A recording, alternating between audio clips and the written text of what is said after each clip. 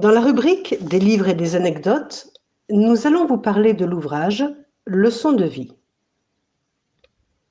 Écrit en 1950, l'esprit Umberto de Campos se présente au médium Chico Xavier pour lui dicter une série d'histoires ayant beaucoup de ressemblances avec celles que chacun ou chacune peut trouver dans son chemin de vie. Par cette réflexion, il amène le lecteur à se pencher sur ses choix et son progrès personnel. Comme la tombe n'est pas la fin de notre tâche, ni la résolution de nos problèmes, hâtons-nous de comprendre cette nouvelle vision de l'effort et du devoir. L'auteur spirituel. Umberto de Campos est né le 25 octobre 1886 à Miritiba. Il est le fils de Joaquim Gomez de Farias Veras et d'Anna de Campos Veras. Après la mort de son père, à l'âge de 6 ans, il a déménagé à São Luís où il commence à travailler dans une entreprise locale pour subvenir aux besoins de sa famille. À 17 ans, il a déménagé à nouveau, cette fois à Para, où il pratique une activité journalistique dans 2 journaux, Folha do Norte et A Província do Pará. En 1910, il a 24 ans et il publie son premier livre de vers intitulé Poeira, ce qui lui vaut une certaine reconnaissance.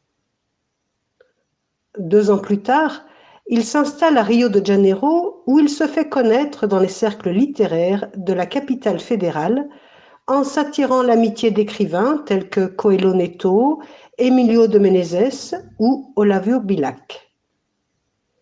Il commence à travailler au journal O Imparcial aux côtés d'illustres personnalités. Peu à peu, au niveau national, il est connu pour ses chroniques publiées dans divers journaux de Rio de Janeiro, de São Paulo et d'autres capitales brésiliennes sous le pseudonyme Conselheiro 20. En 1919, il entre à l'Academia Brasileira de Letras, succédant à Emílio de Menezes. 1 an plus tard, il entre en politique. Élu député fédéral dans son état d'origine, il maintient son mandat jusqu'à l'arrivée de la Révolution de 1930.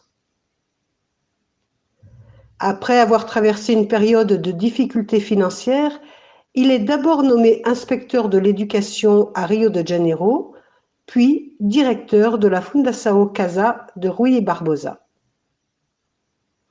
Ce sont les soucis financiers constants qui l'obligent à publier quotidiennement des chroniques, des histoires et des critiques littéraires. Il ne peut se consacrer à de plus grands projets littéraires. En 1933, sa santé se détériore. Umberto de Campos publie Memorias, dans lequel il décrit son enfance et sa jeunesse. Il a un succès immédiat auprès du public et de la critique. Après plusieurs années de maladie, provoquant la perte presque complète de sa vue et de graves problèmes urinaires, Umberto de Campos décède à Rio de Janeiro le 5 décembre 1934 à l'âge de 48 ans, des suites d'une complication chirurgicale. L'aide spirituelle. Le fait de savoir que tout homme peut, à tout moment, demander une aide spirituelle est le point fort d'un spirit. Il sait qu'il peut compter sur le précieux soutien de son guide, ou ange gardien ou esprit protecteur, qui veille sur lui et a pour mission de l'aider à progresser. À la question 491 du livre des esprits d'Allan Kardec, il est précisé que la mission de l'esprit protecteur est celle d'un père sur ses enfants, conduire son protégé dans la bonne voie, l'aider de ses conseils, le consoler de ses afflictions, soutenir son courage dans les épreuves de la vie. Puis, tiré de la sublime réponse à la question 495, nous ajoutons Il est heureux quand il le voit dans le bon chemin, il gémit quand ses conseils sont méconnus. En effet, l'homme n'est pas seulement influencé par son esprit protecteur, il a aussi auprès de lui des esprits familiers qu'il a souvent connus dans le passé. Ils sont en quelque sorte comme les amis de la maison. Pour se rendre utile, ils s'occupent volontiers des détails de la vie intime, mais seulement dans la limite de leur pouvoir, souvent assez borné, et de la permission des esprits protecteurs. Il faut compter aussi sur les esprits sympathiques qui sont attirés par une similitude de goût et de sentiments, dans le bien comme dans le mal. Comme dit à la question 498, ce n'est que la faiblesse, l'insouciance ou l'orgueil de l'homme qui donnent de la force aux mauvais esprits. Leur puissance sur vous ne vient que de ce que vous ne leur opposez pas de résistance. Pour plus de détails, on se référera à tout le chapitre Ange gardien, esprit protecteur, familier ou sympathique dans le livre des esprits d'Allan Kardec. C'est donc cette vie, en constante interaction avec les esprits qui nous environnent et en lien permanent avec notre libre arbitre, qui est souvent décrite dans les histoires spirites, comme ici, dans l'ouvrage Leçons de vie. Écoutons un passage. Protection éducative. Dans le jardin de la résidence confortable de la famille Torres, deux entités spirituelles discutaient. Ézéchiel, un messager illuminé et un ami dévoué, était venu observer les services rendus par Antoine auprès de cette famille que tous deux avaient pris sous leur protection en raison des liens affectifs qui les unissaient depuis de nombreux siècles. « Comment vont nos chers amis ?» demanda l'envoyé du clan supérieur. « Comprennent-ils maintenant l'importance de la protection divine ? Quel vif espoir elle répand sur leur situation ! Vous savez que je dois beaucoup à Malvina et à Jean du fait de mes dures épreuves vécues dans le passé. J'ai eu la chance de progresser dans ma voie évolutive, mais jamais je ne pourrai les oublier. » Son compagnon écoutait ces propos sans cacher la profonde mélancolie qui brillait dans son regard. Puis, laissant libre cours aux émotions sublimes du moment, Ézéchiel continua. « J'ai rassemblé mes vieux amis avec des adversaires d'un autre temps, et j'espère que, transformés en parents et enfants au sein du même foyer, ils pourront à présent aller vers la paix qui surpasse l'entendement humain. La gratitude n'oublie pas les biens reçus. » « C'est également ce qui se passe entre nous deux, mon cher, » lui fit Antoine délicatement. « Je ne peux effacer le souvenir de la dette qui me lie à votre générosité. » Comme pour éviter tout témoignage de reconnaissance, Ézéchiel changea le cours de la conversation en ajoutant « Malvina se comporte-t-elle bien dans la lutte rédemptrice ?» L'interpellé eut un geste d'amertume et lui répondit sur un ton abattu. « Elle ne sait pas affronter la facilité et l'abondance. Elle se vit affligée et insatisfaite sans raison. »« Malgré tout ce qui lui a été accordé ?» demanda le supérieur étonné. « Malheureusement, oui. »« Y a-t-il une maladie grave dont souffre la famille ?» Antoine eut un geste significatif et souligna.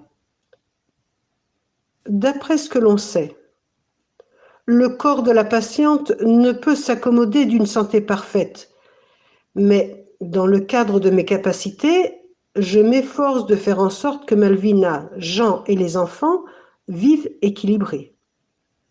Ils ne se lèvent jamais le matin sans que je leur procure les éléments fluidiques thérapeutiques nécessaires. De cette manière, j'ai le plaisir de les voir bien disposés pour réaliser les devoirs édifiants qui leur incombent. » Se peut-il que le salaire qu'ils reçoivent soit insuffisant? Quant à cela, élucida Antoine, ils se permettent d'avoir sur la terre une voiture confortable et de grande valeur. Le chef de famille dirige un bureau et en retire une excellente rémunération. Joseph et Oscar, leurs 2 enfants plus âgés, travaillent dans un atelier en ville. Hermenegildo et Paul, leurs 2 plus jeunes, sont employés dans un centre urbain où ils gagnent un bon salaire. Souffrent-ils d'une persécution quelconque? Ils jouissent de l'estime générale. En outre, je me charge de les aider tous les jours et conformément à vos recommandations, je les aide indirectement à résoudre tous les problèmes qui les touchent de près. Ont-ils de sérieux motifs d'insatisfaction personnelle? Antoine sourit et obtempéra. Pas que je sache. Ils n'ont pas le moindre motif de grande contrariété. Pourtant, ils en cherchent. Ils ont un tempérament nerveux et exaspéré. L'esprit maternel est toujours la source d'inspiration du foyer et l'état actuel de Malvina, en ce sens, est des plus déplorables. Notre amie s'est tellement plainte que son mari et ses enfants sont aujourd'hui atteints du même mal.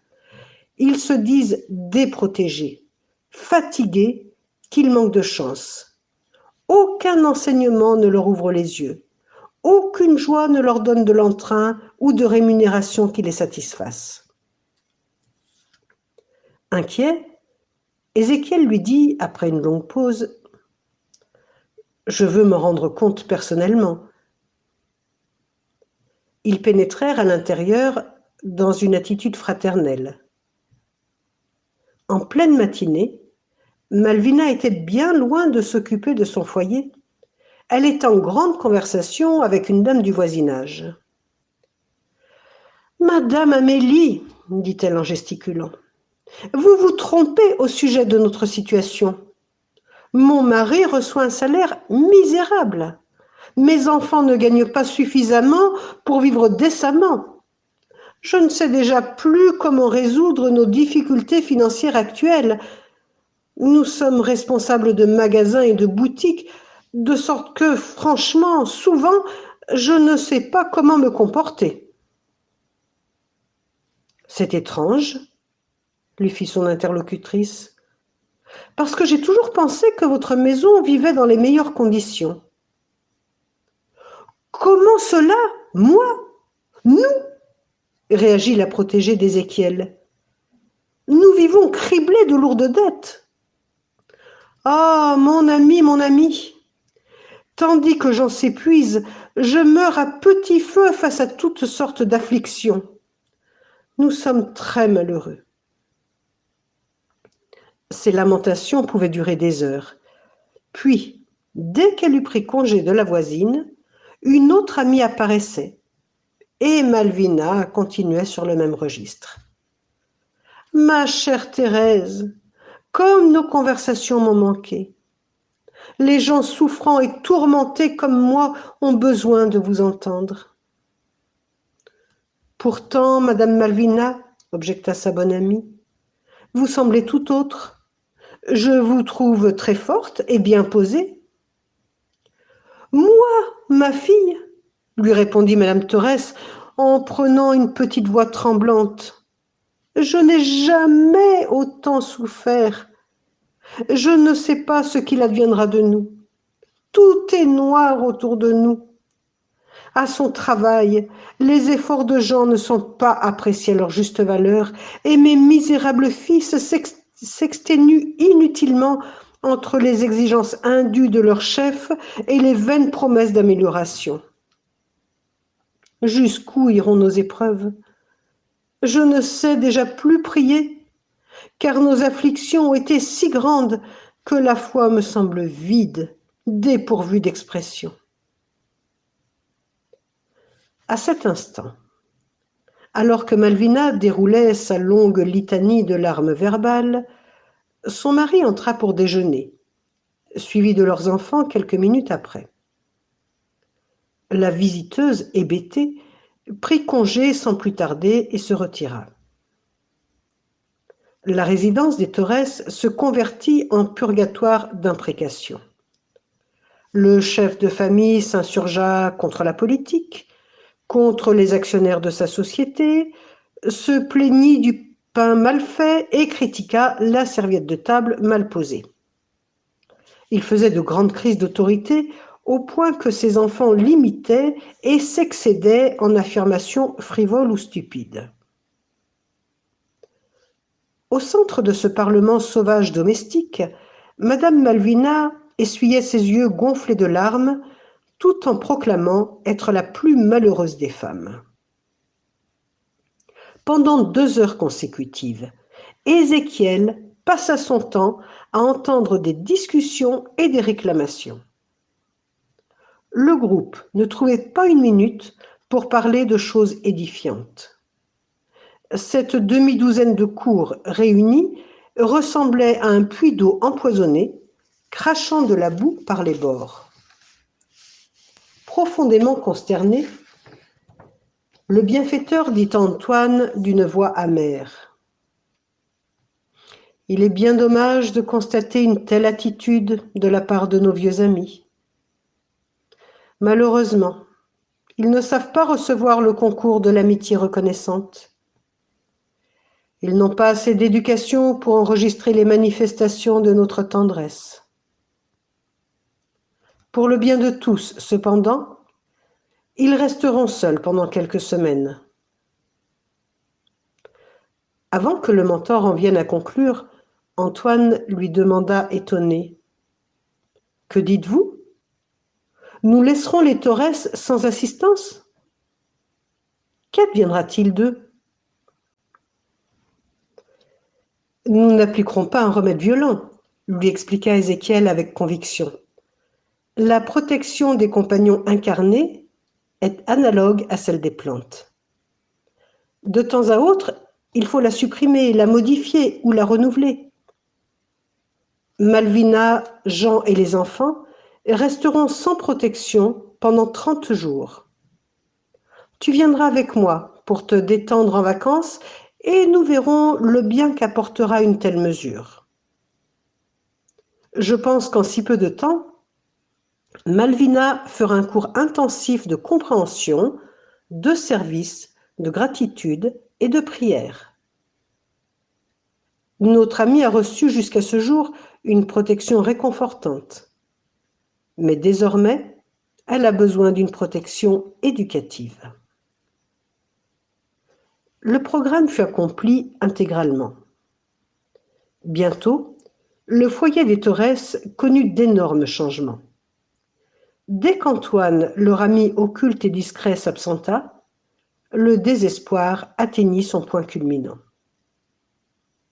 Le jour même de son éloignement, les enfants du couple se mirent à se disputer violemment lors du dîner, et Oscar eut son bras droit cassé, ce qui nécessita une intervention médicale.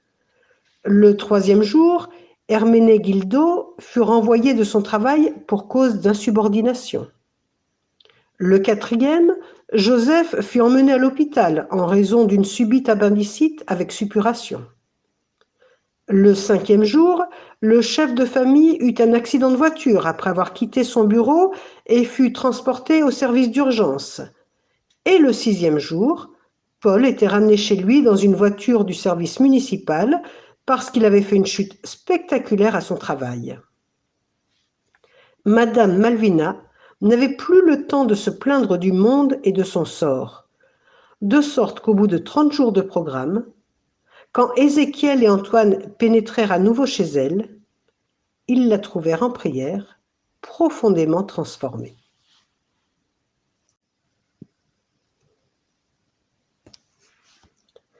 Toute ressemblance avec des personnages existants ou ayant existé n'est donc absolument pas fortuite. Au contraire, on espère bien que ces récits en amèneront plus d'un à réfléchir sur sa façon d'être et de faire. Bonne lecture à tous.